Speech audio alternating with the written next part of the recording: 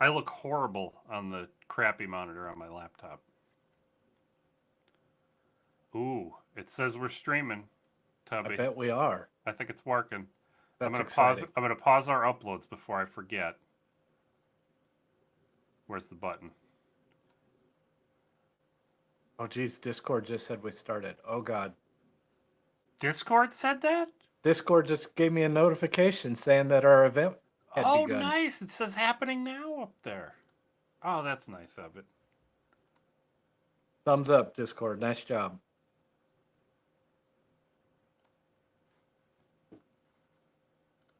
Oh, shirt. I forgot to start recording the screen grab OBS. local, but I'm Oh, doing that. I'm doing that now. you've done a fine job. Our 2 viewers are going to be disappointed. Oh, good. And I see OBS when you talk, the meter is going for Oh, my that that helps me sync it up when it's okay. recording somebody's any audio. Anybody's audio. Yeah. Oh, I got an email that we're now live on YouTube. Holy moly. We have one concurrent viewer. It might be Chris because I saw her in the other room on her phone. Do we So how not are you count? doing tonight, Tubby? I'm doing all right. How are I'm a you? slouch. I'm doing all right. You got I'm to sit up straight. You got to. I do. Well, not until we're recording. I have to be real careful about that when we're recording. It says Chris it's. didn't check to make sure my collar's not stupid. She usually picks on me when I get home. She says, "We'll let Ah. you go out of the house with the, with like something I goofy." I'm think wearing my blue picnic uh, tablecloth shirt. I'm wearing a drone shirt. Yeah, you are. What is red above the TV, Pat? That is a light. Fire. Fire. I have to move us over because I know I'm not looking at the camera. There we go. Oh, there we go. Am I looking at the camera? I can't tell.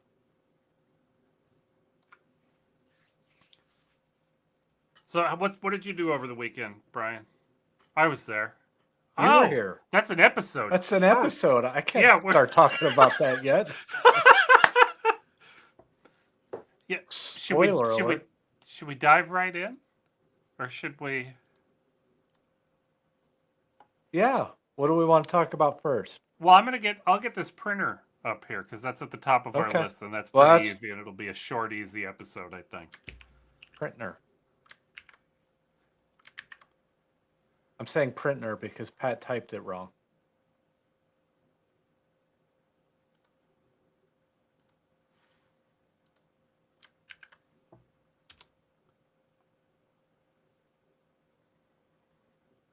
Oh God, I'm previewing.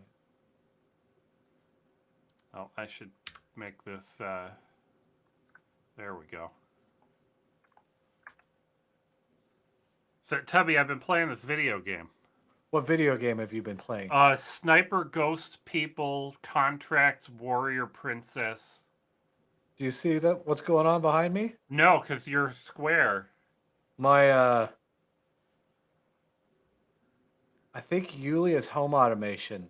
The home automation. I think her app has been acting up, and it just sporadically goes off from time to time now. Oh no. But I haven't tried to fix it. You've been like playing Ghost Warrior Silent Super Sniper Dude Commando Yeah, I don't 4. know how I feel about it. You have The fun. the first one I played, I enjoyed. This second one is more of an open world. The second one, it's the previous. I'm working back. I owned one of them, so I played it. Now I went back one because it was $3, and I figured let's try it out. And it's a difference, more of an open world kind of game instead of Okay. just taking you to different locations to go kill people. And I don't know, I'm having enough fun. Not as much fun as I had playing Control. Control's But I, fun.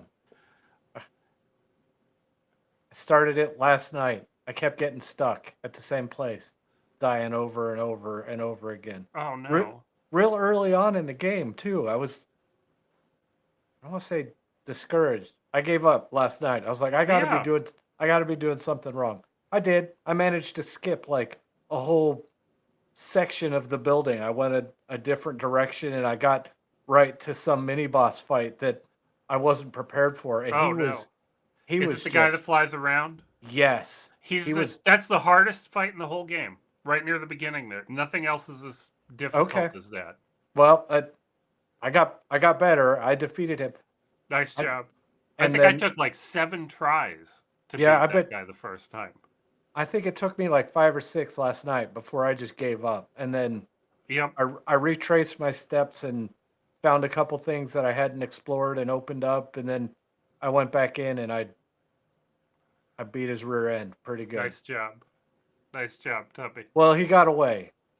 Yeah, that's He fine. You completed the what I was completed required the of you. mission.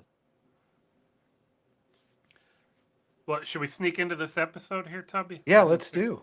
I didn't check that. I should bring the chat up back before, just in case. Just in case somebody's watching us. It's Chris, probably. And me. And you. You're here. It only says 1. It says 2 watching for me. Oh, does it really? It says Yeah. 1 concurrent and 4 playbacks. Boy, I don't know. Oh, now it says 2 up here, but 1 on the graph. Oh, okay. Well, and I can't see the graph because I'm logged in as briancmoses.com. Brian McMoses. Well, should I introduce an episode? Do Tubby? it. Yeah. Let's right. go. I don't know how to do this. I licked my lips there, Judy. Hello, everybody. Welcome to another 3D printing episode of the Butterwhat Show. I saw this positron upside down 3D printer. I mean, I think I saw this quite a while ago, but I saw it again when... I should know the guy's name. Kraylin 3D. When Kraylin 3D posted this originally, I think I saw it, but now he's doing a speedboat race. Participating in the speedboat race, Brian? Is that the A right way to competitor, say this? right? Is that a competition? It's I believe it's a competition. Yeah, It's I a think race, right? he's a speedboat race competitor.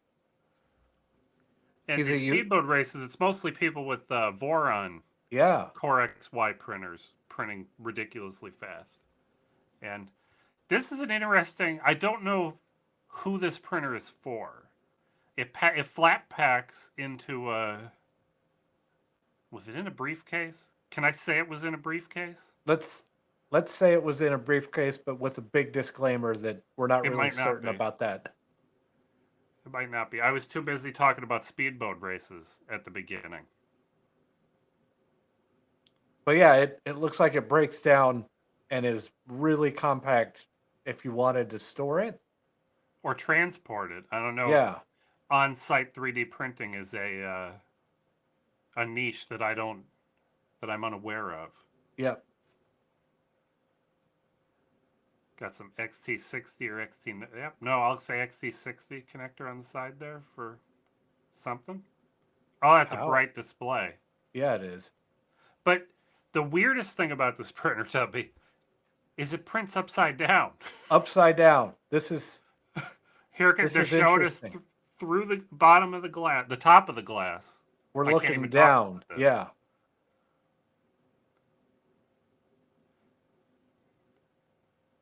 Yeah, it's inverted. It's really interesting. And it's astonishing to me because my biggest problem with 3D printing from the beginning is adhesion to the bed. You know, things springing loose. Yeah. And you would think gravity would be not helping here. It's not helping at all. And he's doing 120 millimeter per second first layer. That's fast for any layer. Yeah. That's for most of us.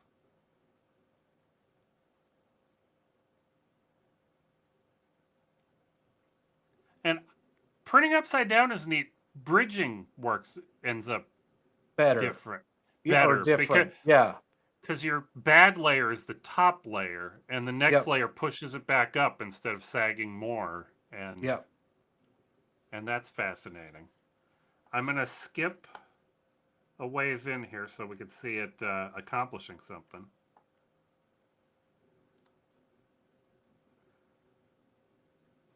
There we go. We can see the benchy going the wrong way here. Yeah, and all the overhangs become Different. different. I mean, I'm sure some things print better in this style of printer and some things print worse, but I'm Yep. sure this is good for the hull of the Benchy. Yeah, I would imagine that some of the points of the Benchy that are stressful to other printers aren't as stressful to this guy. And vice versa, I Yep. bet. Yeah, it's probably a different kind of problems. Skipping in a little bit more there. Yeah, and the Benchy really doesn't have much of a bridge there. Those everywhere where I would think it might have been a bridge is actually just an arc with layers getting closer together. It's about to finish. I just wanted to see the time so we could Yeah, say that out loud. so that it was 9 minutes 54 seconds that's for a impressive. slightly sloppy but not terrible Yeah, Benchy. I think it's impressive. it probably looks better than the first Benchy I ever printed. Did you know I've never printed a Benchy? Still, I think I printed one on my little MakerBot clone. And I looked at it, it was awful, and I said, "Oh, well, that's supposed to be a stress test anyways." And I never yeah. worried about it again. I don't know what these cables, these belts he uses are called, but they're interesting. And the normal Benchies at normal speeds are perfectly clean. And here's an Nice. upside Yeah. down cat.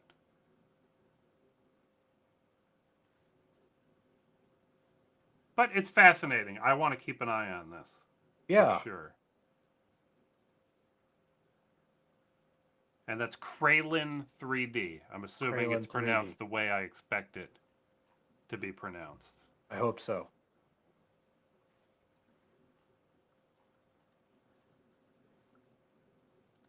I think that'll do, Tubby. I think so. Clap. For Oh, folks that are in the chat, hi, hey Richard. Richard. For folks that are in the chat that aren't Richard or Chris that don't know what we're doing, we're here to record 4, maybe 5 episodes, like 10-minute episodes to publish on YouTube over the next few weeks, the next month or so. And between episodes, we'll talk to you guys and answer questions. And Do live stream type thing. yeah. How did I not save the URL for the Espresso WDT tool? Maybe you accidentally typed it in after you added all of those other notes. You just I've typed right over it. typed right over it. You turned off insert or something. Oh, and I saw he's on Prusa printers. That's what I'm going to bring up. Prusa printers.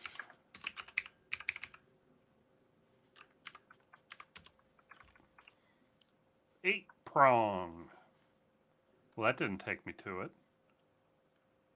There it is.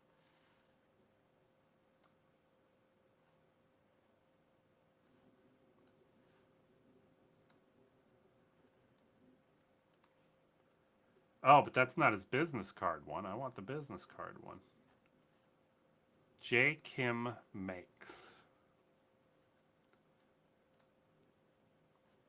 9 business card, 9 prong.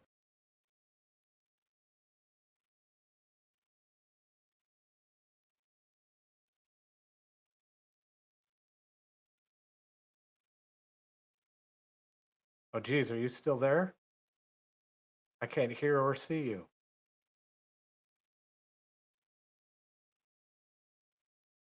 Uh-oh.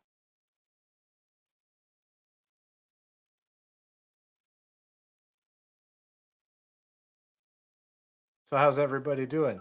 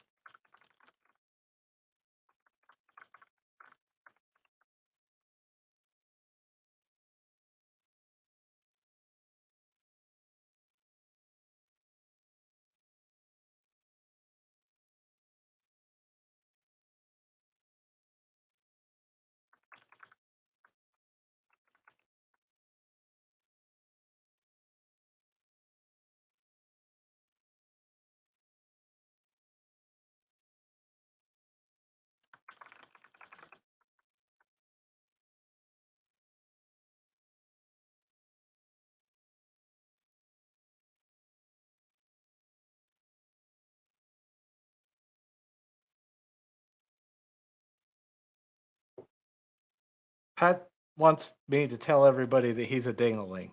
I was being polite and not pointing it out, but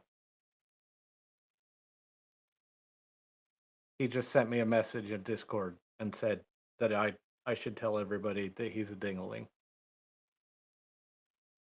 I think he accidentally closed down the Riverside tab. That's where we coordinate these well executed live streams from.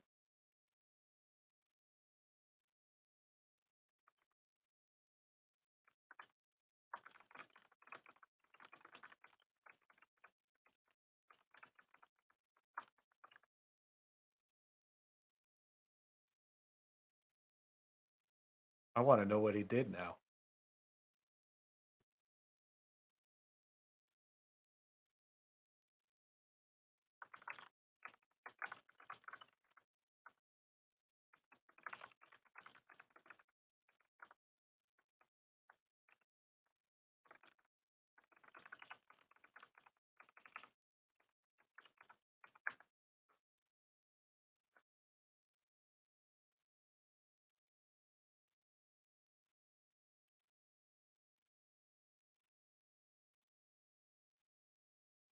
I like this guy's hat. The guy from YouTube. I want a hat like that. That looks like one of Pat's shirts, except the sleeves are too long.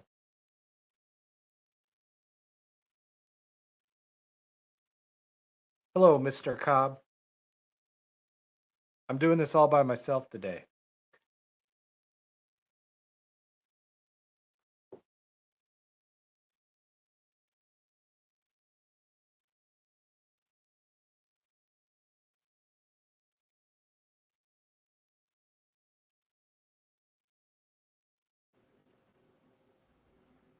There you are.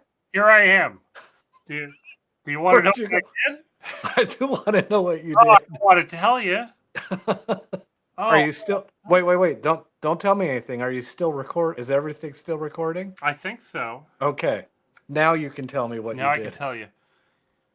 Well, I've been using my laptop with the camera so that just to keep things. Uh-oh. I got to pause my upload again. Because I see me jumping around. I don't think that's, I don't trust that. Like House of Pain. You can't touch this. No, that's the wrong. I'm sorry. I fished up my power cable for the laptop that's usually here. It wasn't plugged in though. I didn't plug it in to the laptop. Oh, I it just ran brought out it of. up. Yeah, it powered off. It's Yeah, like, I'm done. My yeah, battery's done, Pat. it was done. And you didn't Too tell me. much. I talked about this gentleman's fantastic shirt. I love his shirt. I said it the minute I was just talking about his shirt. I said, this guy, I like his hat. I like his shirt. It looks like a shirt that Pat would wear, except the sleeves are too long. I said all those Yeah. things. Do you know why I don't like to wear long sleeve shirts, Tubby? It's hot in Texas. Well, it is. And I'm old now, so I wear more long sleeve shirts because I get cold. But I always used to wear through the elbows. Just doing whatever I do, I must mash them around on my desk. I don't know what I do, but I used to be good at wearing through elbows. Ow. I'm going to tell everybody it was crawling around under cars was where, when we were working on things, just elbowing myself around. Yep. I don't know how that works. I'd believe that. That'd be a good time to wear a long sleeve shirt, though. It would be. Yeah, but then I get mad when I'm doing the dance in the other window here.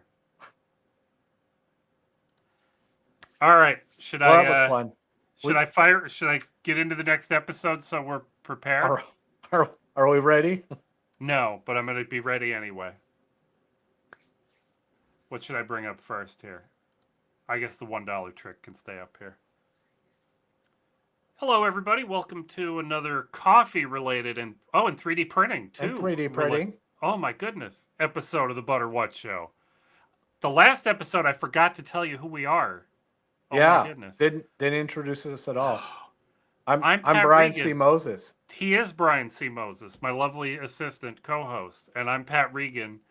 And a month ago, 2 months ago, we did an episode about James Hoffman's 3D printing episode. Yep. Is that we did an episode about an episode because we thought it was cool. We did an episode about somebody else's episode. Yep. because it was cool. And then about 2 weeks ago, I saw this episode of. I'm gonna have to scroll down to see what this is.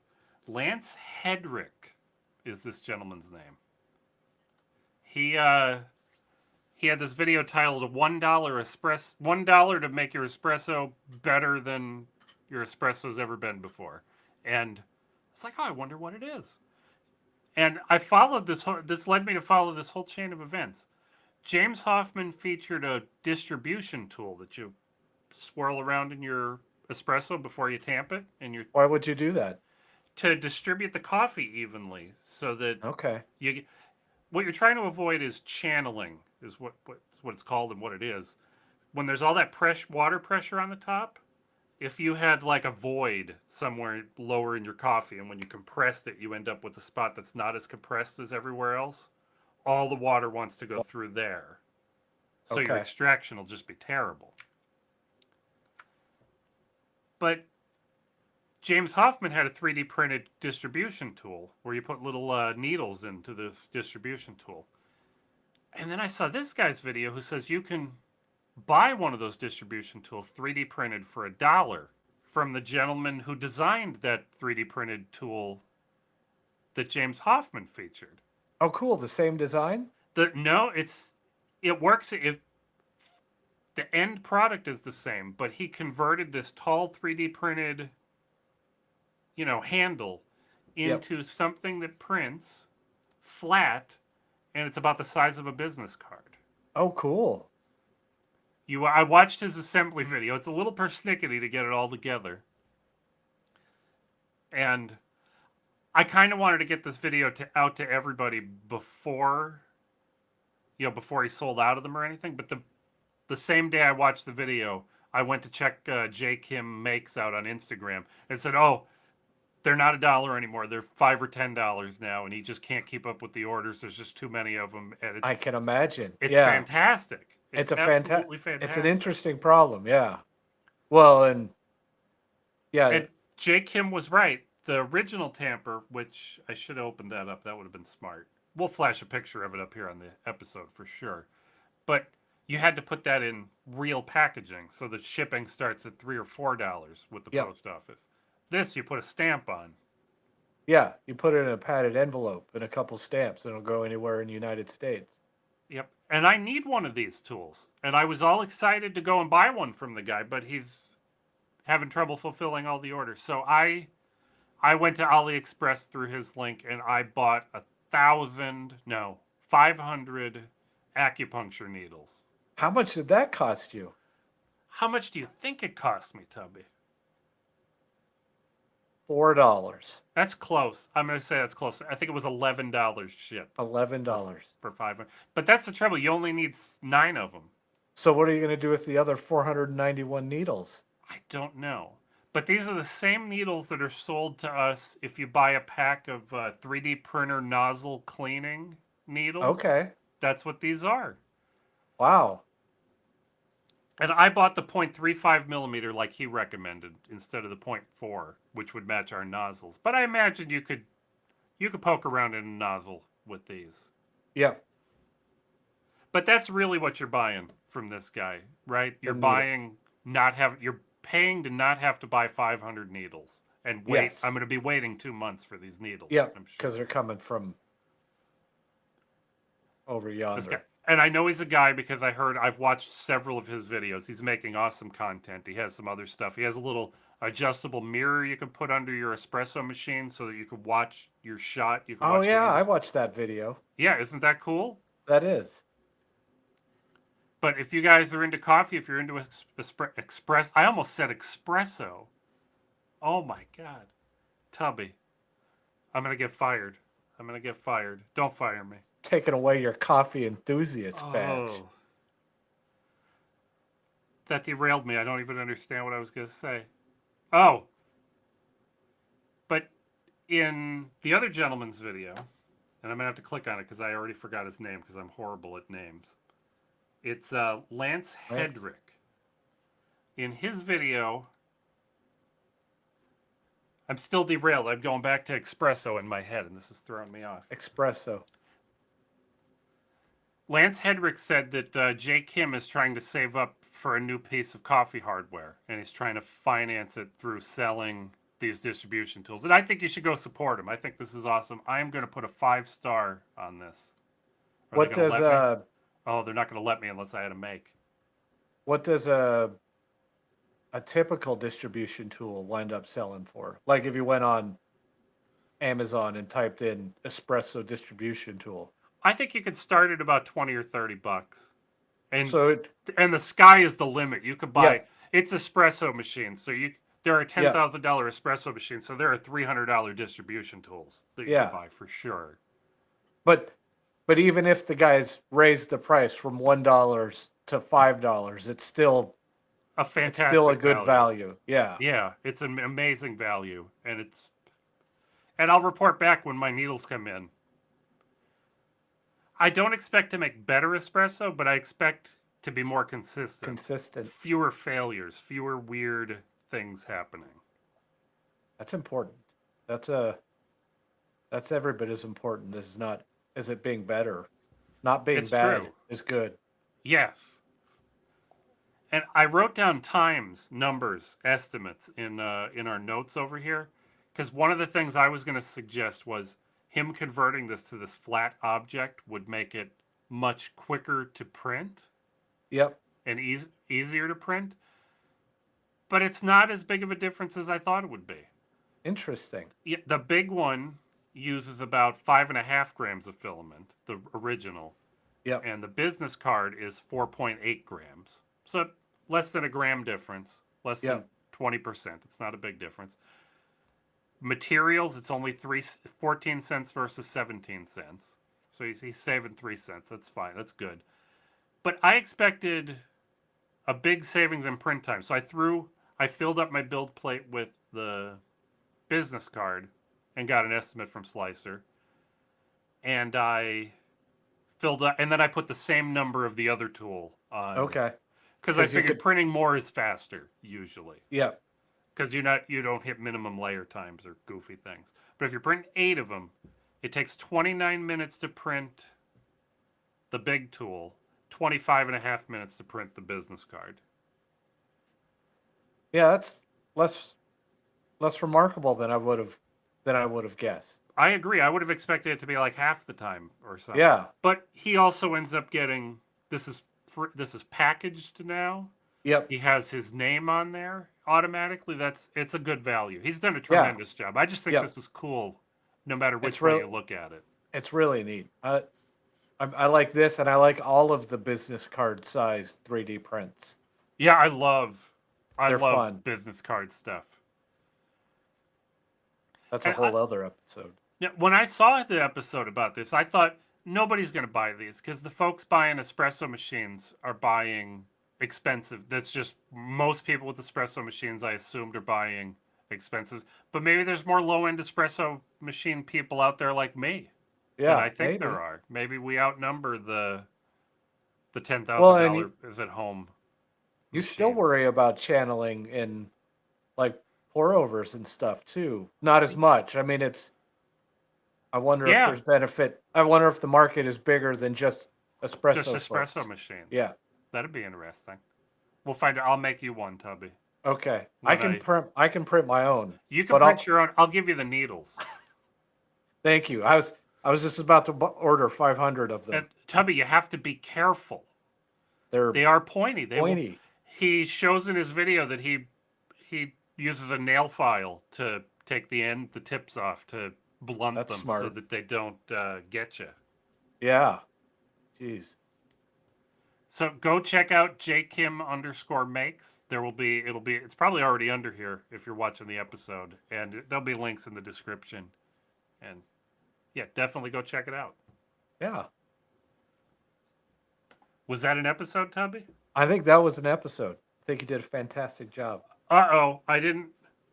Twisted Grim, I did not tell you what I may have answered what channeling was, but I tried.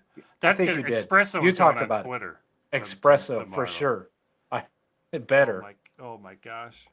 I even made you a good face to use for the thumbnail.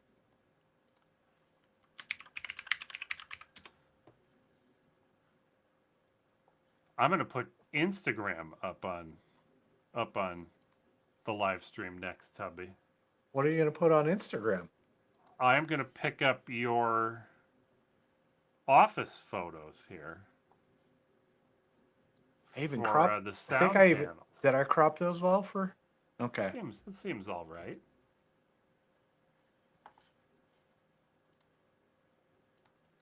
Is there anything illicit on any of my desks? You always got to look out for that kind of stuff. You do well. It's too late. It's already it's already out there.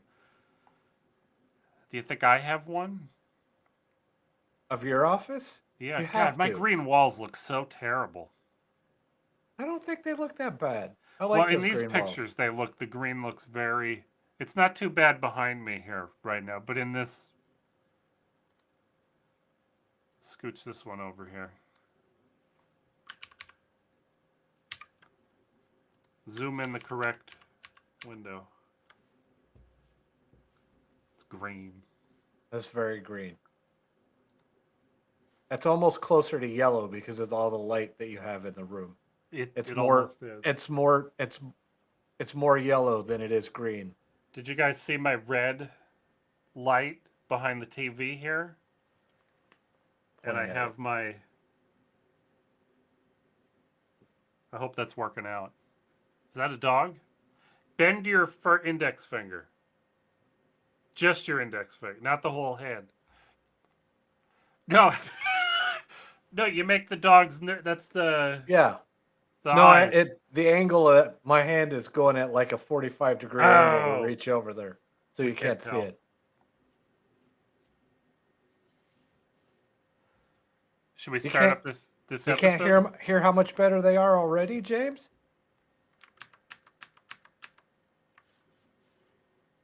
Golly, I'm all tabbing around. It's not in a tab. It's over here. Oh, look at that. That's all my stuff. I see the Black Blaze logo. That's my Instagram.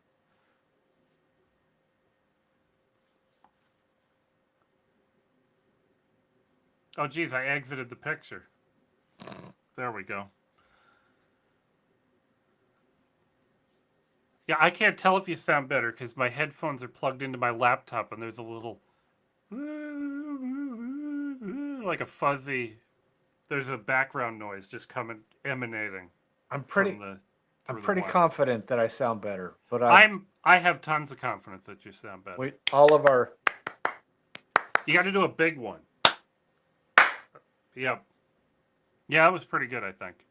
It's tough to tell though. I got we're- noise canceling headphones on. And we're extra compressed over the live stream. Yeah. There's it's happening like 8 times. But should we go into this sound panel episode, Tubby? Let's do it. I'm going to ask you about your sound panels first, Tubby. Okay.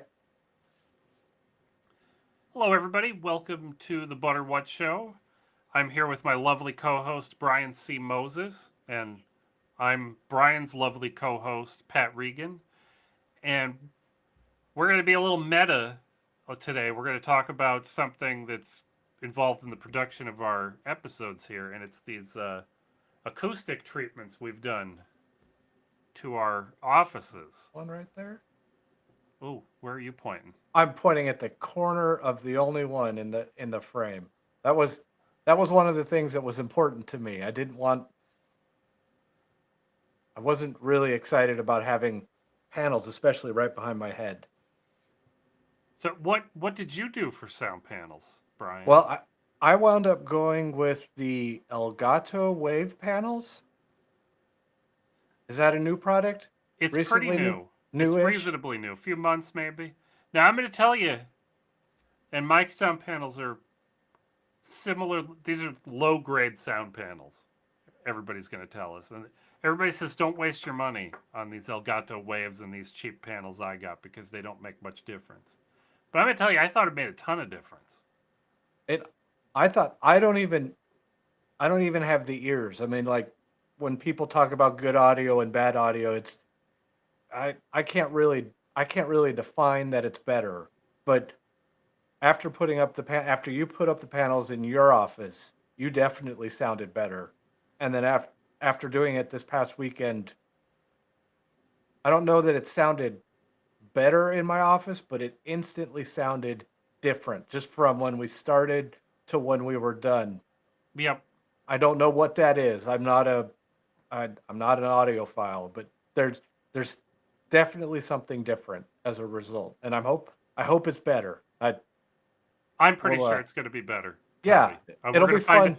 We're gonna find out when I edit this episode and get to hear the raw wave Yeah, file, right? if we had But been smart, we would have recorded a little sound clip before we got it started, and then say the same thing afterwards to hear them before and after. when I first started podcasting, Brian, I took my little Zoom microphone and recorder that I was using to record my audio.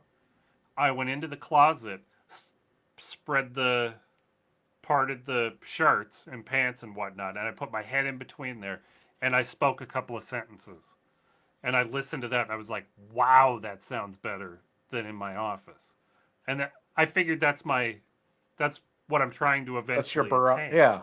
Yeah, this isn't quite there, but this is like 95% of the way there, That's good.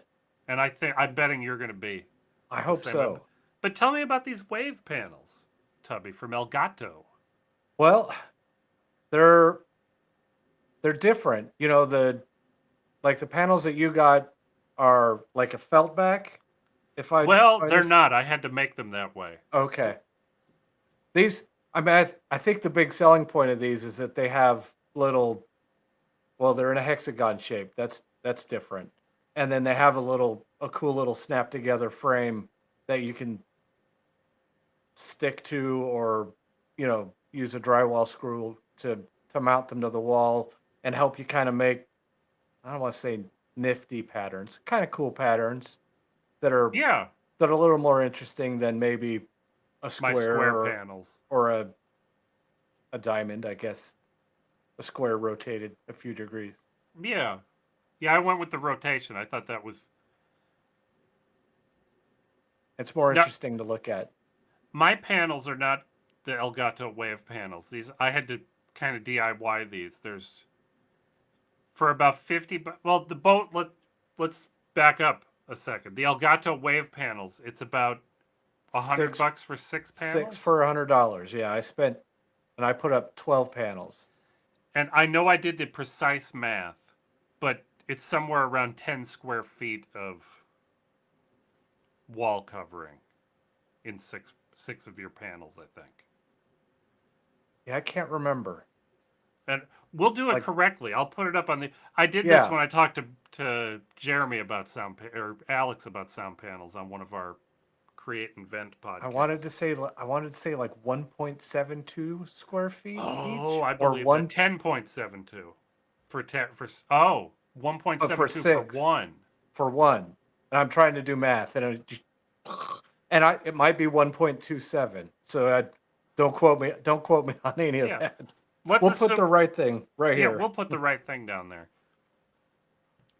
I got mine came in a 12 packet. No, 10 pack? I'm going to go check, Brian. I thought I knew this, but then we talked about all these numbers and now I don't believe myself. Acoustic. Oh yeah, they're 12 packs. All right, you ready? I'll edit that flub out, Tubby. Okay. My sound panels are 12 inches by 12 inches, so the math is really easy. I like easy math. I had to buy the felt back piece, which is the thicker, denser part, and then this mushroom-shaped front end. And I'll put a picture up here somewhere. Oh, I have pictures, Tubby. Here we go. These are what mine look like. So for about $50, got me the each kind of panel enough to glue them together. I used spray adhesive that I already had. That's about $10 extra. And mine didn't come with fancy hanging solutions like yours did. Yours came with something like a 3M command strip that you can Yeah. glue it to the wall. Mine each have one little of the tiniest nail that I own. It's almost like a thumbtack. Each one is just, stuck into the wall. But I'm very pleased And I'm pleased with the way yours sounds too, I think. Yeah, I hope Well, so. I'm excited to hear the a before and after that before on Brian ordered his panels, we were arguing. I say that a lot, but is it debating. more work to glue my panels together and hang them on the wall, or would it be more work to hang the Elgato panels that are supposed to be easy to hang? And it's not quite 6 of one, half a dozen of the other, is it, Tubby? But I it's bet I bet you it's pretty equivalent. Right. I mean that I guess I mean how much spray some things, put two things together yep. But then I and had to snap. wait, Yeah. right? I had a And waiting step. But when we hung up your panels a few days ago, I kept pulling panels down and putting them back up to get the pattern to look right. yeah, And that was a surprising amount of work trying to puzzle out which way to, because they have a different shapes to them. there are You can two see them, different yeah, there are two different panels. and There are you can two different rotate them. styles and you can rotate them and you can rotate them more than or less than 90 degrees. So there's a lot of variation potentially in Yeah, there. you can make S's or not S's or straight lines, or it depends on which ones you have. And after you hung a few, you have half of one, half of the other, and then you're trying to be like, You well, move them around, you kind of jigsaw some things. yeah, it was fun, Yeah, but I think we did an okay job, Tubby. And what about that other sound panel behind you there? that other sound panel, this one is amazing. It's probably way more square footage than the rest of them added together when you factor in the the thickness and the amount of space between it and the wall. Yep, Um, it's not just square footage that you need. You need thickness yep, too. But just having one volume. thick panel doesn't help, right? You still need to catch the bounces on other Yep, walls, and yeah, it's important. But that one's pretty much a legit sound panel with the mineral wool inside, and it's 3 inches thick. It's a heavy duty. I need some of those back here. I want to put a light colored sound panel up so we could see Bender better better. Yeah, I'd instead of like him to see being on a Bender dark better. background. So what are you going to do for your ceiling?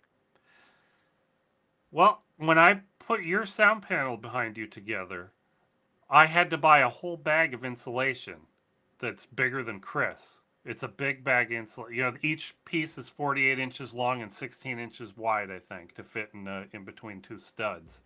And they're all 3 inches thick, and there's got to be 10 or 12 sheets in there. So I should probably make some sound panels like that to hang off the ceiling, but I haven't been to Home Depot yet to buy I can't lumber.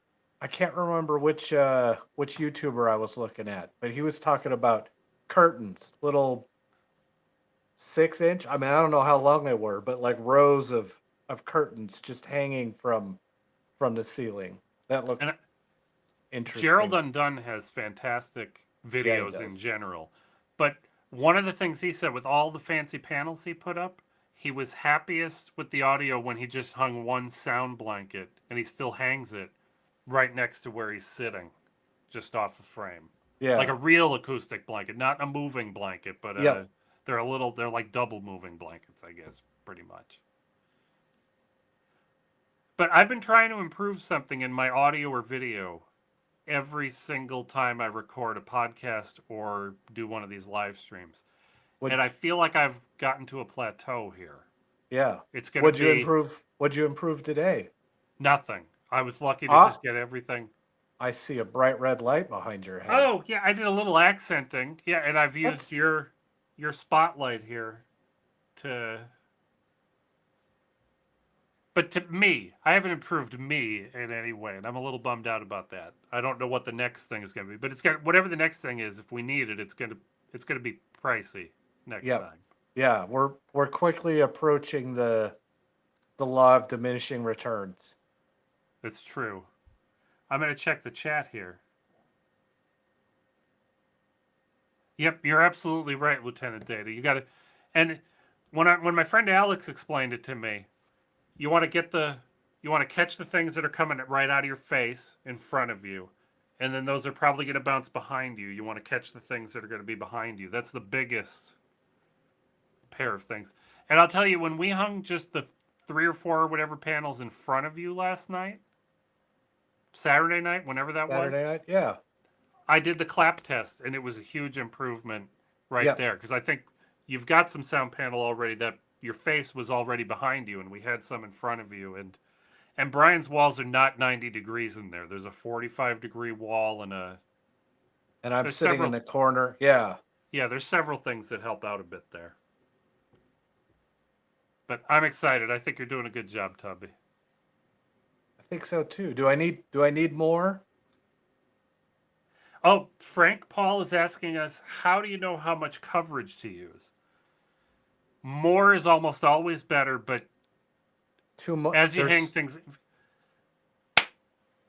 I have my noise cancel. I can't hear it. When you hear that reverb from your clap, you'll notice if you clap before you start hanging panels up and you start when you get about half of them up, you're probably going to notice a difference. I would think. I have 2 sets of panels, Tubby. Alex gave me the first half. He brought them over, and that was enough. It was the dozen panels was plenty. 12 square feet was enough for my little 11-foot square office. But it looked stupid back here, so I got another 12 for another $50 and finished off. To fill in the pattern, and then I filled in the other corners with. You talked me out of buying a third set of 6.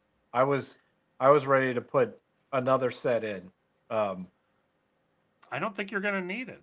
I don't think I'm going to either, and I don't know where else I would put them. Maybe we got a pretty good symmetry.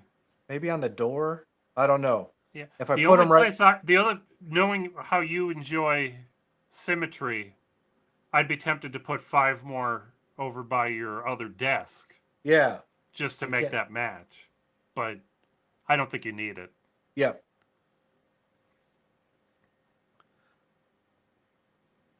Oh, yeah. My James. Floor 2. Carpeting help. I don't think carpeting absorbs as much as you would hope it does, but it does help. It definitely helps. And our friend Alex told me, if you have extra sound panels and you're going to be recording like this, put them on your desk. Because this flat wood surface underneath me here is bouncing things too. But like you were saying, Brian, there's diminishing returns. Once you go so far, the rest is... You need to buy a lot of panels. And a lot of the experts on YouTube that we talk to say there's such thing as too much too, right? For this kind of content, you don't necessarily want to sound like you're in a sound booth where a whisper booth. It's it's just my voice that you're hearing. You want to hear some of that ambient, some of that reverberation, but not too much. It has to sound real. Yeah. We talked about this with Alex on the podcast. When you have audio like that, the sound engineers will add room noise as a separate track or multiple tracks and tune all that in. And I think we've hit a good spot. Yeah, I hope so. I hope so too.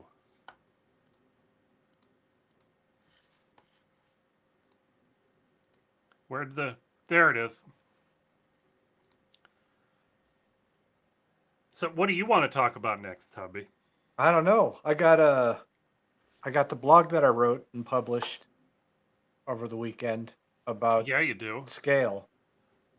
Should we do that next, or should we do the tail scale episode next to get that?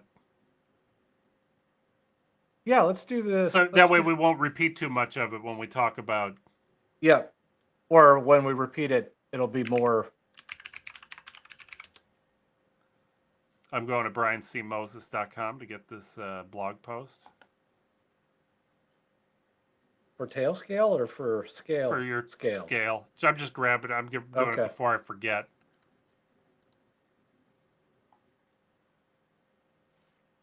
Yeah, I don't think there's a lot to show for tail scale, is there? Well, we've each got a couple. I mean, we're just kind of recapping what we're using tail scale for these days. But I don't need to stream a video about any of it. Yeah.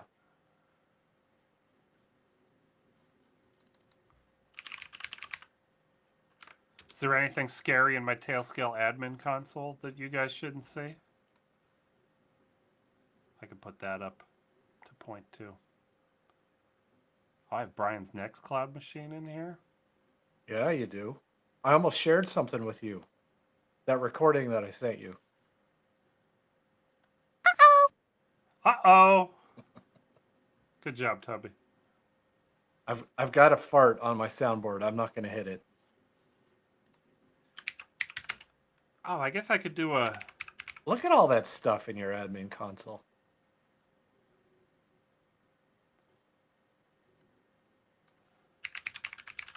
You must have a PyKVM tweet I can... PyKVM tweet, a blog. Well, a tweet would be a good... You got 4 pictures here. It's fantastic.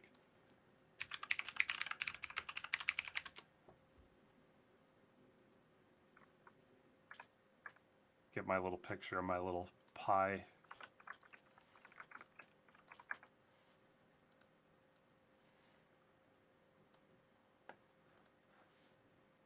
I do have 4 pictures. Did you Want to already make sure find we it? have the right Home Assistant.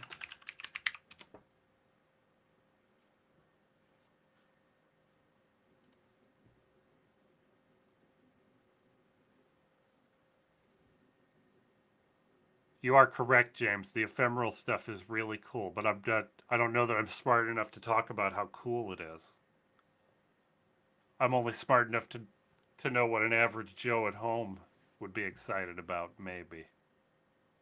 I think it's neat, but I want to use it for stuff at work to get around what the security team won't let me do. And that seems like a bad idea.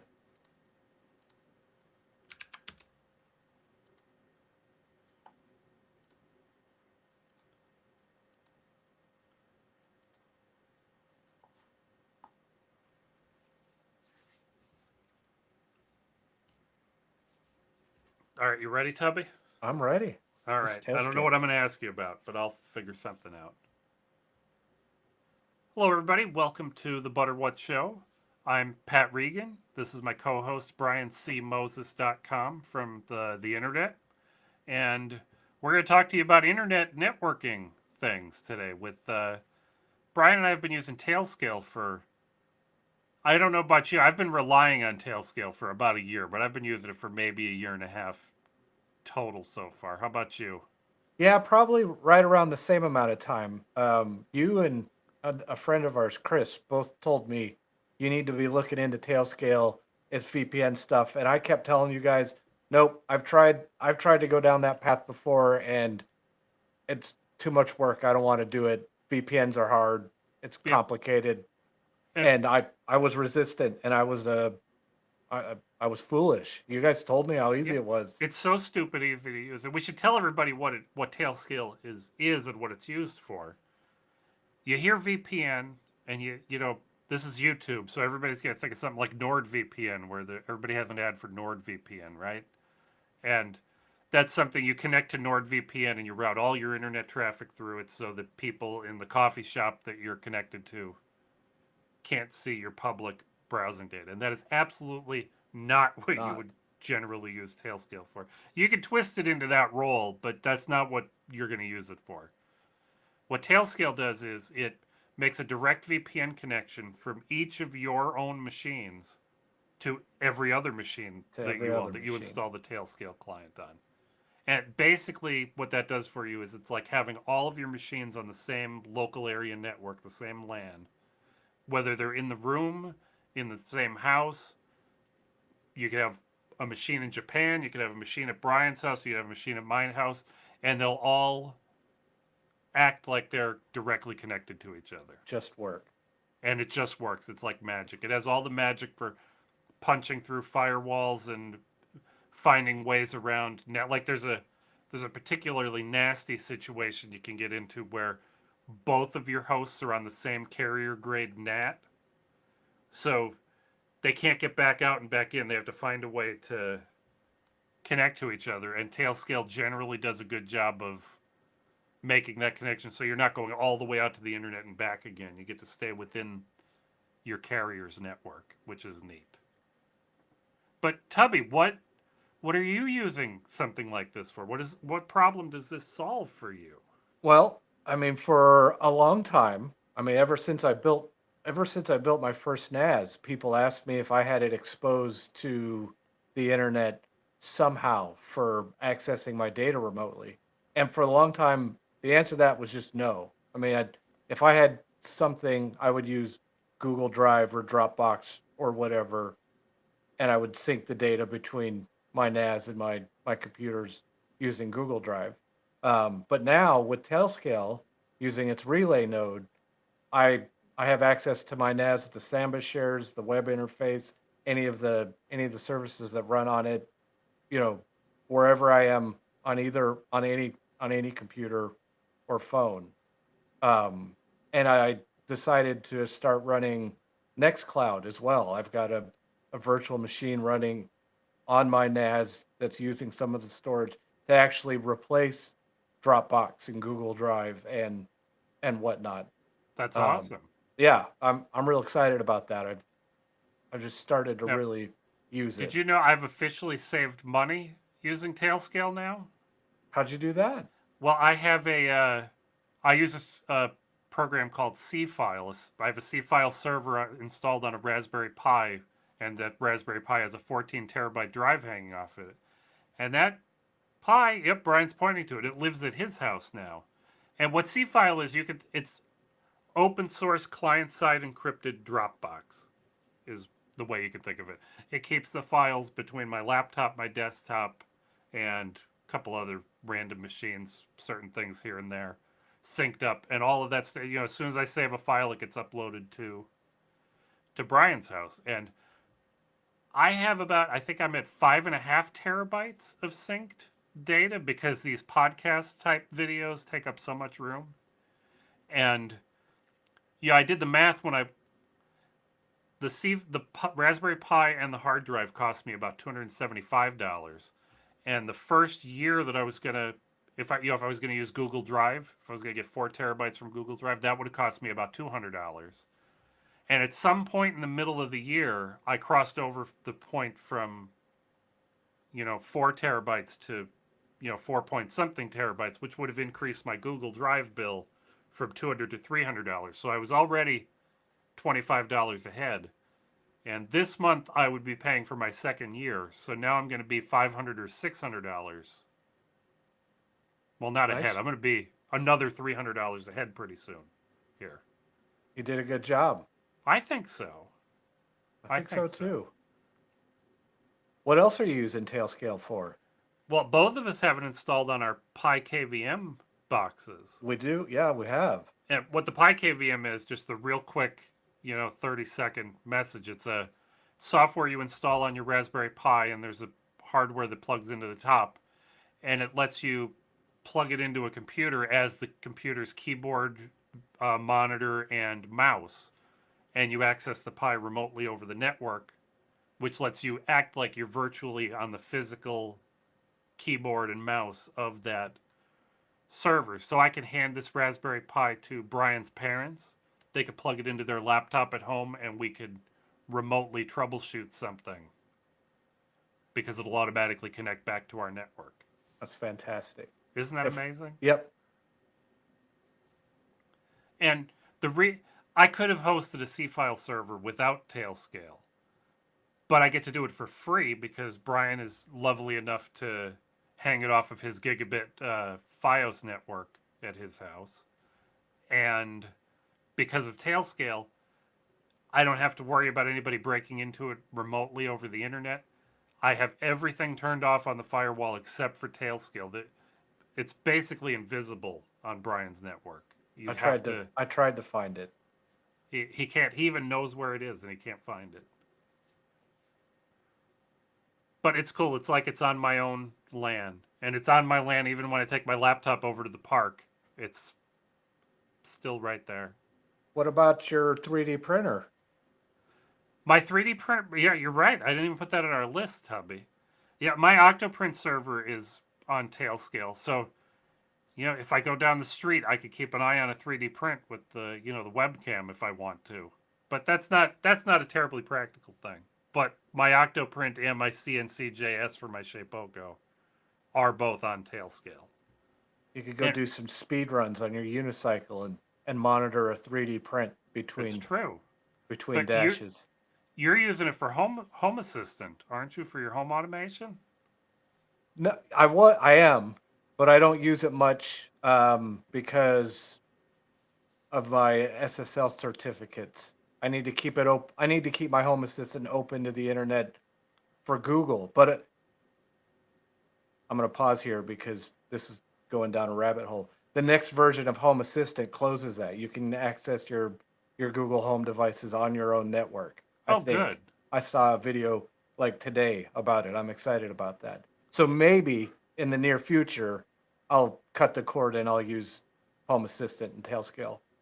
Yep, and I never liked the idea of punching a hole in my firewall to forward a port to Home Assistant. I don't really want that Yep. exposed. And all of I our phones report telemetry back to Home Assistant. You know, like I use things like I keep track of battery charge and stuff in the dashboard, and I think that's pretty neat. It's nice yep. that just always works. It always talks to the same IP, whether it's in the house or Yeah. like one of the cool things. I'm gonna go off on a tangent. I think I did maybe it too. It's all right. one of the cool things about Tailscale is like if you had roommates, you know, you're all shit. There's three groups of laptops in your house, right? Laptops and computers and things. You could put your stuff on your Tailscale network. They could put their stuff on their Tailscale network, and you could block all your. You know, you could share workspace with Yep. other people, and all Yeah. of your stuff is always on your network. It's awesome. Yep. And Frank, the Pi KVM it's so It's a, handy. it's I so only use cool. mine about once a year, but when I want to use it, I'm so glad I have it. It just lives in my. It's actually next to me here. I have this case, the zipper case that used to have headphones in it, full of. You know, there's a Pi, there's an HDMI adapter, there's all kinds of cables and SD cards and all kinds of nonsense in there for, you know, for just in case. Mine's plugged into my NAS right now. I don't know why. I haven't used. I mean, I haven't used it. I always have an HDMI cable connected to my server, and it's long enough to reach the TV over here. So I don't really have to use the Pi KVM if I ever need, you know, absolutely need video, but Yep. it's still nice to have anyway. Well, and yeah, there's a number of times where like I don't know what I've done. Left a cable unplugged and I can't reach my NAS, and I want to get to the console. You know, I have to choose between hauling out a monitor, a mouse, a keyboard, hooking it all up and or just hook up the Pi KVM and Yeah, sit and back it's down done. and it's done. Assuming that the switch isn't the problem. Well, what episode do you want to hit next, Tubby? Your TrueNAS scale Yeah. episode?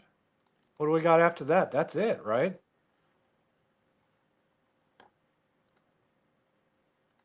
Yeah, you've got your giveaway mentioned in there. Yeah, that's not going to happen until I get the video done. Spoiler alert.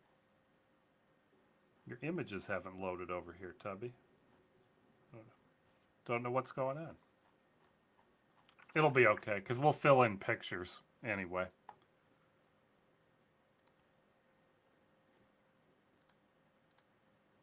You all set for me to say words? Yeah, say words. Hello, everybody. Welcome to the Butterwhat Show. I'm Pat Regan, and I'm joined here with my lovely assistant, Brian C. Moses, the DIY NAS guy from briancmoses.com. And he's going to talk at me mostly. I'm sure I'll ask him some questions. But he's going to talk at me about how he's been enjoying or not enjoying, or his experiences so far in about a month with TrueNAS Scale on his new DIY NAS. Yeah, I think I counted the days the other day, and I think I crossed into at least 2 months of using Tails. Uh-oh. Cut! Abort! Abort! I knew this was going to be a problem when you said you wanted to talk about Tailscale. I was like, I'm going to say Tailscale all night long. So I recently crossed over the threshold of using TrueNAS Scale for 2 months now. Previously, for the last 10 years, I've been using FreeNAS, which is now called TrueNAS Core. And when I built the DIY NAS 2022 edition and decided to keep it for myself, I wanted to give TrueNAS Scale a shot. I wanted to see what the differences were, whether I liked it better or not. I was really excited.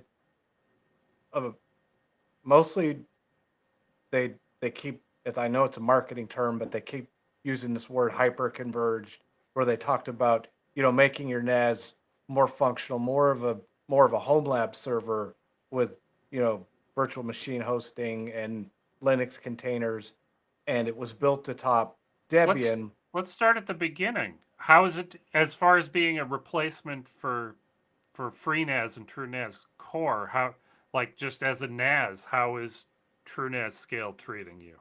It's been fantastic. The first thing that I did was I moved my drives over into the new machine. I imported the drives and I started recreating, my shares, my snapshot tasks, all that stuff. It took just a couple, I mean, I want to say a couple minutes, but not very long to set all that up from scratch. And on the first or second day, my NAS was functioning, running TrueNAS Scale, and that was a big deal to me because my NAS is my primary storage. I have a bunch of SSDs in my machine, but they don't. Am I still here? Are you still here, Pat?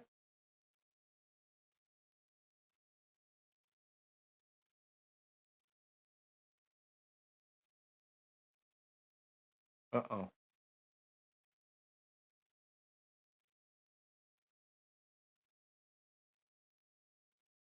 He's just looking at me.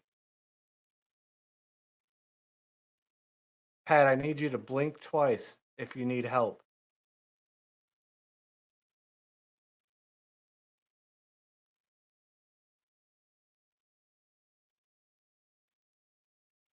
Well, it looks like we're having some technical difficulties again.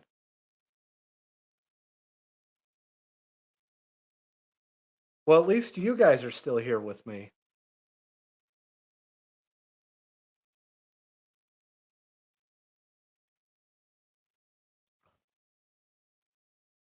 Did he act? Did he unplug his laptop again?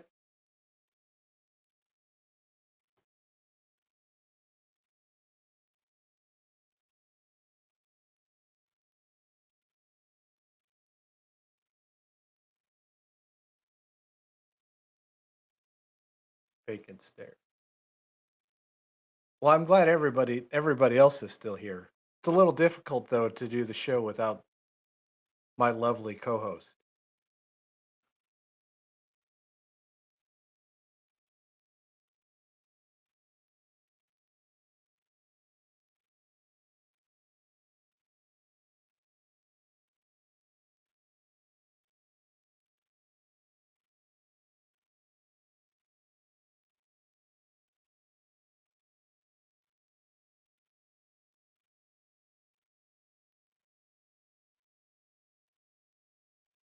Does anybody remember what I was talking about when Pat froze up so I can resume from the Thank you, Chris. I wasn't worried that he was expired.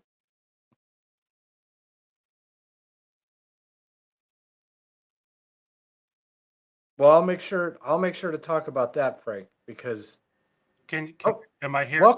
welcome back. I don't even know what this was really confusing because I For was you. watching you talk, but I couldn't hear you anymore because I was Oh, on interesting. my laptop, and I looked over at my laptop and nobody over there was moving, and the page was Yeah. unresponsive in Chrome. It was bad. So hopefully nothing's too angry over here. Yeah, I hope not. At one point it got quiet. It got eerily quiet and you were just Just staring. Yeah, Chris came into the room and said, "Am I okay?" I'm like, "Yeah, yeah. I'm okay." She's like, "Did you know it's not working?" I'm like, "Well, yeah." Yeah. I figured it out when Brian just went, Yeah, but you didn't. You were moving the whole time. "Oh, It's just really?" well on my It just, desktop you were moving, but where oh, my camera and my headphones are plugged in over here. gotcha. Good gravy. I'm sorry, That's everybody. fine. We are technology experts, if you guys can tell. Too many things to flip around. What? Where did I interrupt you, Tubby? I don't know because I was talking and I was talking for a while. I was like, "Is Pat still there? Should I stop talking?" And then I was like, "I got to remember what I was talking about for when Pat comes back." And I don't, I don't. Um, What do you want to talk about? We could do a cut here anyway if we have to. Where are we? well, I You're was happy talking with it about, being a file server. yeah, it's my file server. It does absolutely everything that I needed it to do. It's my primary storage. It's where I do all my work, all my video editing, all my blogging. It does all that stuff. Scale does everything for me that Core was doing before, and that was my number one requirement. Um, so I'm really excited about that. And in my blog, it seems like it was disproportionate. There's not much to say. It's like, hey, it works great. It does exactly what I expected it to do. Yeah, but what about what's not living up to your expectations with TrueNAS scale So so far?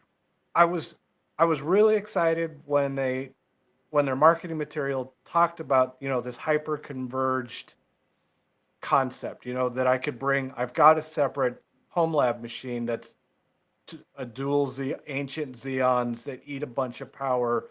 I was real excited about taking the VMs that I had on it and consolidating them over onto my new scale box.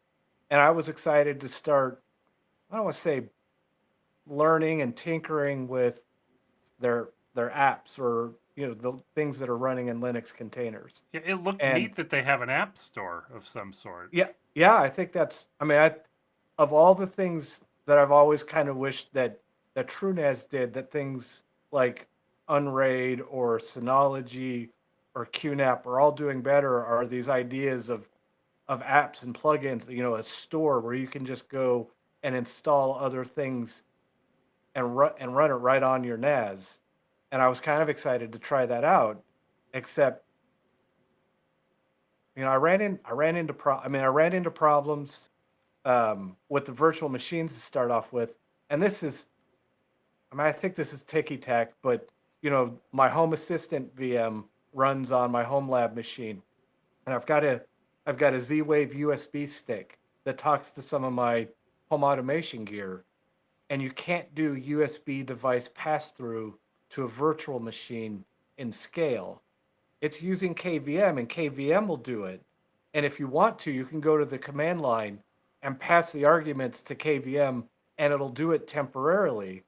But the next time that virtual machine reboots, the whatever you've got configured in the scale middleware is going to overwrite that. So you would have to constantly be rerunning that command every time the virtual machine got restarted, which is kind of a bummer. I mean, I'm running I'm running that virtual machine still on my home lab machine. I'm going to keep it plugged in until they add that feature in, or they not even add that feature in. Allow me to use that feature is really what they need to do. So that was one bummer, and then the other bummer was there's a it's a separate organization. They're called True Charts, and they have a huge suite of apps that they've already got set up and working.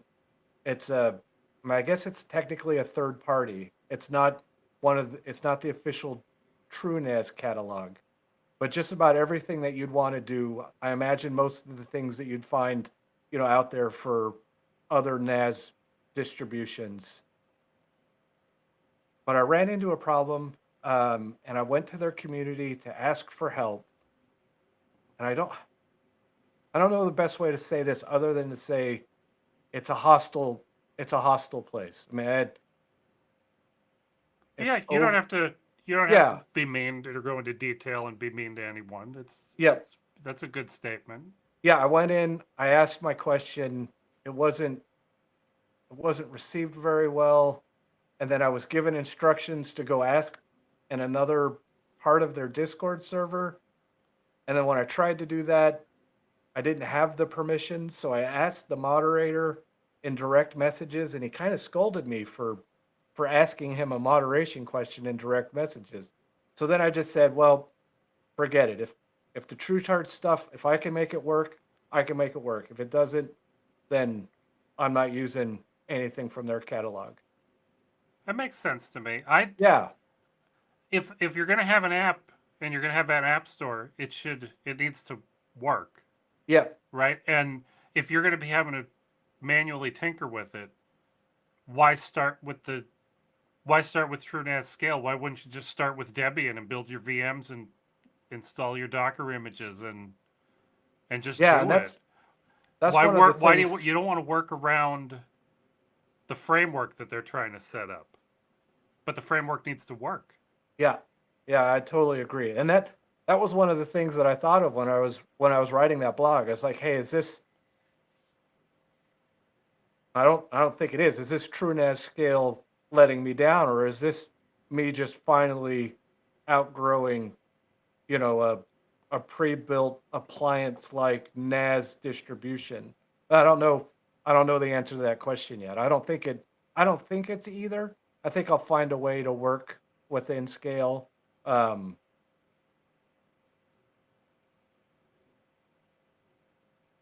I don't know about that.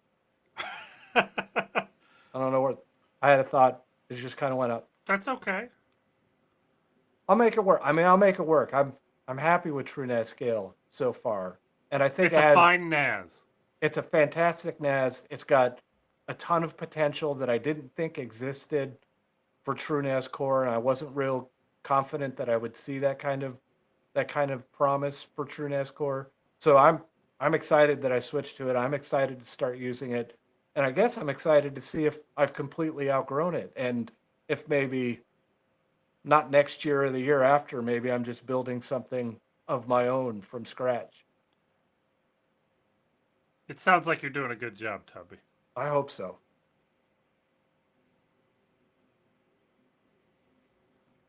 Did we squeeze in everything you wanted to I get into think that so. episode? I didn't I didn't say anything about tail scale. Well, that's okay. You don't. Do you want to go back and say something, or I think you're fine? I think it's fine. I mean, I said it in my blog. Yeah. Put it right here. Well, it'll be there the whole time. Yeah. What do you mean? The first technical difficulty was my fault. The second one, I don't even know what happened. But it happened.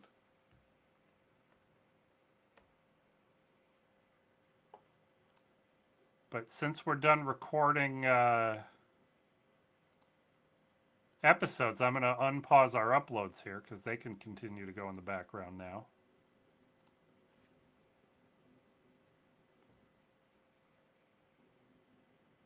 I have actually never looked at, well, I've looked at Unraid, Frank, but I've never really done anything with it or installed it. Maybe I did. If I did, it was on a virtual machine, and I've long since forgotten about it. Um, I've always been a little bit turned off from Unraid's, between their software licensing and the proprietary file system. I like Scale. I like ZFS. I like the fact that today, if I said I'm done with Scale, I'm going to go build something of my own, I can pick whatever distribution of Linux that I want that supports OpenZFS, and I can import my data right into it. I think I think that's Scale's biggest advantage over something like Unraid. I have way more trust in this than I do Unraid. Yeah, the fuss. Much work put into it to make it And reliable you and can, stable and resilient. if I understand it correctly, you can do ZFS inside of Unraid Yeah, but when now, we and hear Unraid, we think of Unraid as a raid level, a yeah, proprietary yeah, raid level that Unraid sells. That's what I.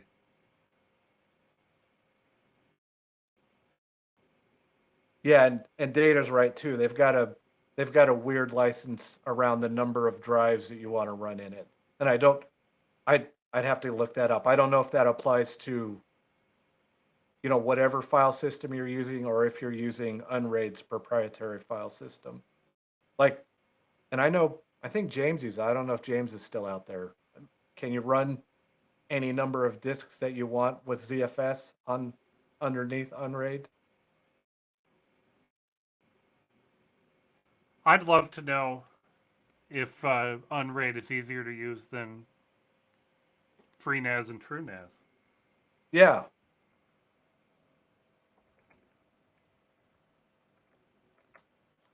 Only we had a NAS expert on this.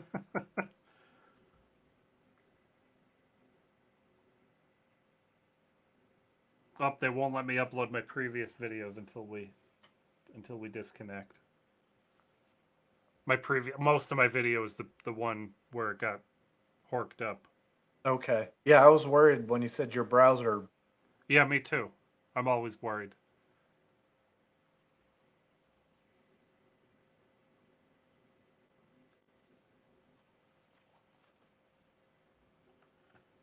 Well, and that's fine, James. I mean, the OS and the middleware are part of the Unraid product. I mean, if you can,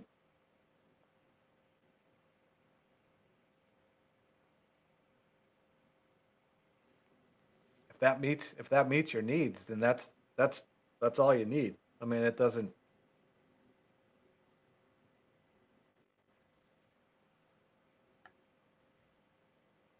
I'm terrified of cheap crap drives.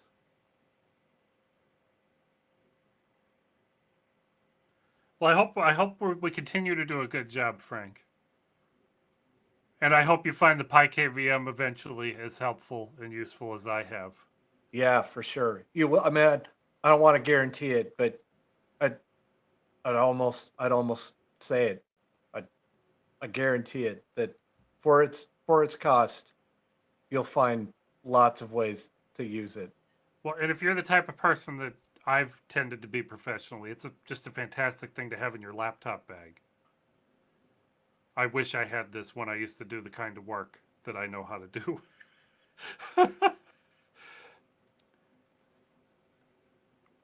And being that it's an excuse to have a Pi in your backpack, there's all sorts of other things you could do with a Pi. You could leave a Yeah, handful of micro SD cards to boot off of in there to do other useful other tasks. stuff. Oh, that'd be an interesting project, 3D printed project. Build some micro SD card slots right into a That's what Pi I want. case. That's Yeah. absolutely what I want. How have I not thought of that before? Yeah. Just like 3 or 4 of them is all I would need. Yeah. Just put them down one side.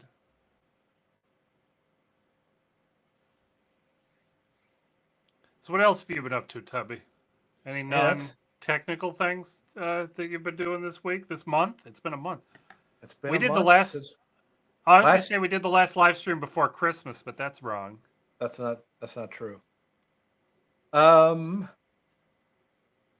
that's about it. I think all Yep. the fun stuff that I talked about are. We should tell Frank has the pricey, very nice hat for his KVM and the Pi KVM in the case and everything. I just have a little. I have a couple of these around the house. I just use this $10 USB HDMI dongle and a little And a board to USB plug. power splitter. Yeah. Yeah, and I like that because now I have an extra HDMI doodad in my laptop bag to use for with my camera here or. It kind of makes it multifunction. Yeah. Yep. Now I hear the hat has better latency than the other options for the Yeah, I think video, but I only use my Pi KVM in an emergency, so it's not like I care if it's an extra 50 or 60 milliseconds on Pat's not every playing screen update. Team Fortress 2 while he's using his Pi KVM. I'm God, that might definitely be not. funny. God, how awful would that be? You'd be dead before you saw Even the with guy that shot even you. with the really nice one. Yeah, Maybe something like Civ 6. Latency doesn't matter there. yeah.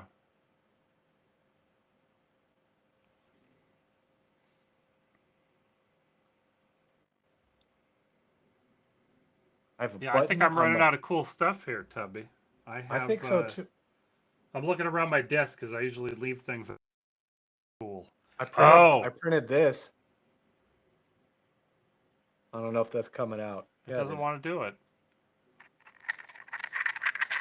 Oh, I've wanted to. Oh, you did it the whole way. That's as long as it gets. Yep. I That want was to see kind you of wind fun. it up. Oh, that's pretty good.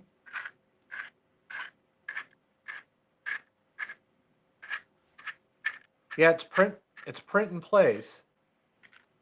I did this, Tubby.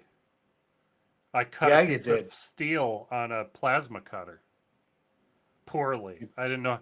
You can see that line down the middle. I didn't know how fast to move the torch. Torch. It was a little slow. But I lopped it off just fine with my scraggly line. It's not a clean line. Not a straight line, but it's a line. Alex wants to build a CNC machine around the plasma cutter. That sounds terrifying. It'd be fun. We've seen the Stuff Made Here guy makes all kinds of plasma cut sheet metal stuff where it has all the lines scored in it for where you bend. He takes it to his bender and Yeah, okay. manually. Oh But you can no, make don't really bend them. sturdy parts out of really thin sheet metal Yep. really quickly. But I don't know how to do any of that. It's a skill.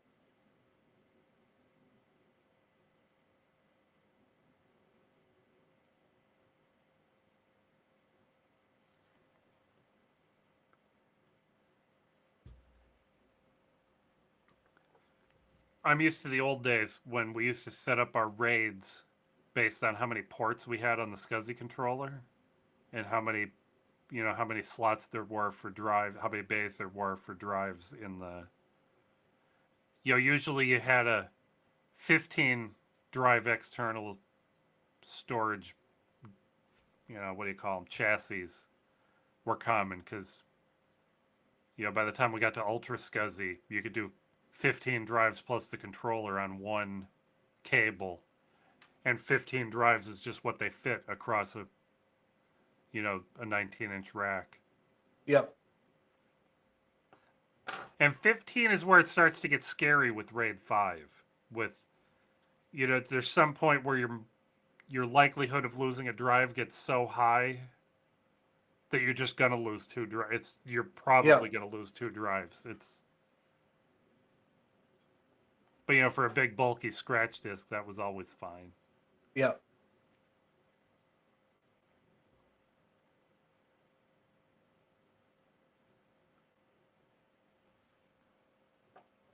Frank, do you know about our Discord server? Oh, that's smart, Tubby. But no, it would have been smart if I asked that like 10 or 15 minutes ago.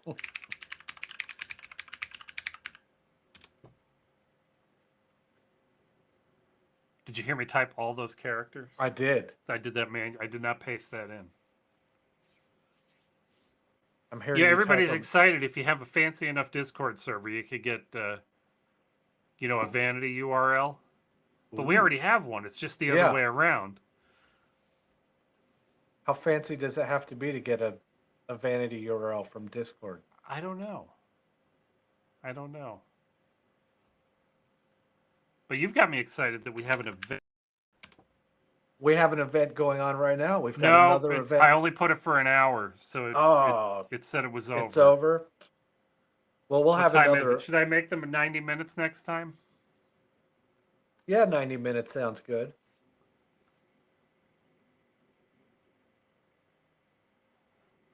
Yep. The drives that remember- were the biggest bummer for me, Lieutenant Data, were my beautiful, fast, really nice performing 13 gigabyte IBM DeskStar drives.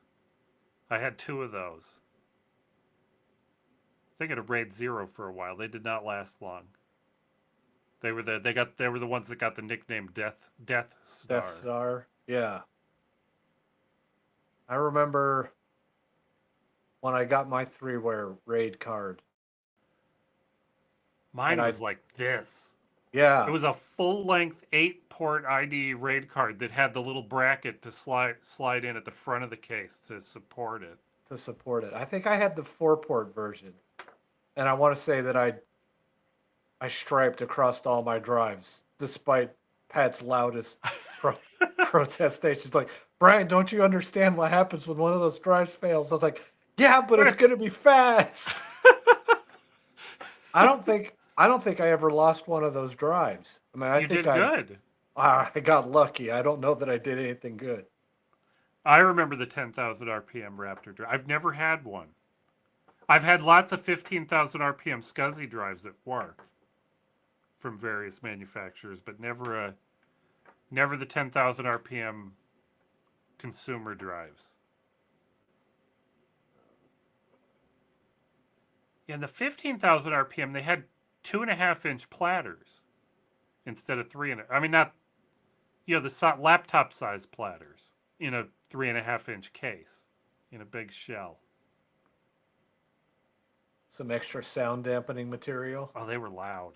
They were definitely imagine. loud.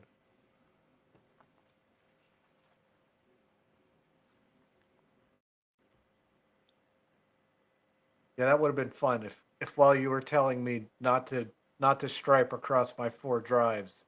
What if I told you 20 years from now you're going to be the DIY NAS guy and you're going to say 2 drives of redundancy Oh, wow. is the bare Yeah. minimum? You wouldn't have believed that. I would have said YOLO, Pat. You only YOLO once.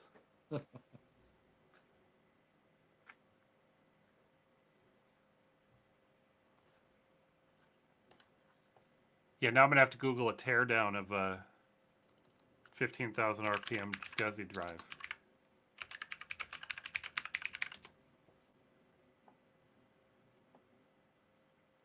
Oh, good gravy. The videos? I just want to see the picture. Everything's videos anymore, Pat. Nobody posts texts or pictures. Yeah, this is small. This is a cheetah of some sort. A Seagate. Drop this over here. Uh-oh. No, I don't want the store page. I didn't mean to hit that. That's a Seagate SCSI something or another. Look at all that room. I know, right? It's all metal for the heat.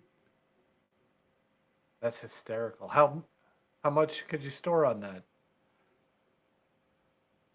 Well, this one, they'd tell us because somebody's trying to sell it.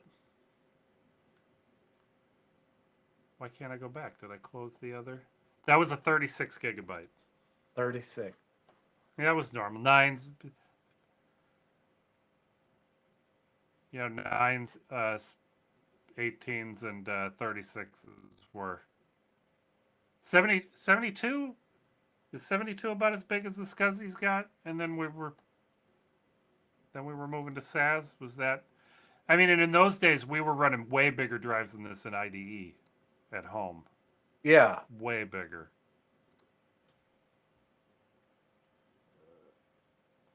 Yeah, we know from our mini quads what happens when you put 6-inch props on an over fast 5-inch motor. They make such a noise. 72 is is the biggest I remember.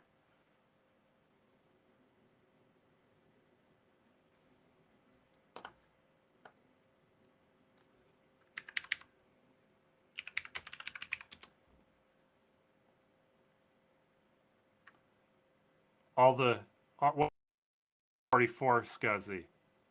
There's part numbers with 144 in them, but they're 72 gig. So yeah, 72.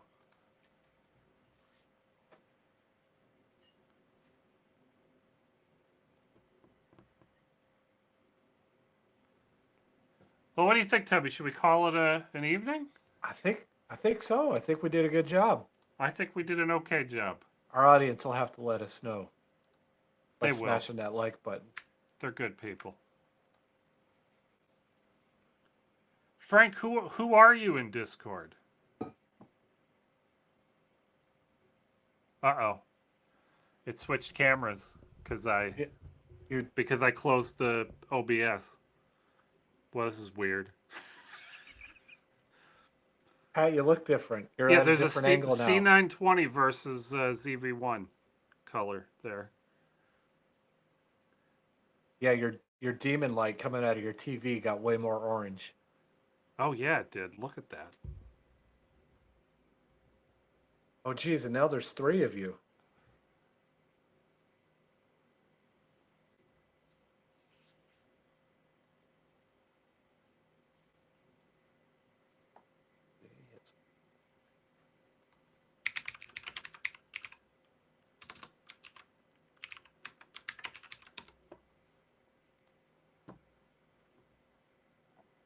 I will do my best to remember that, Mr. Frank.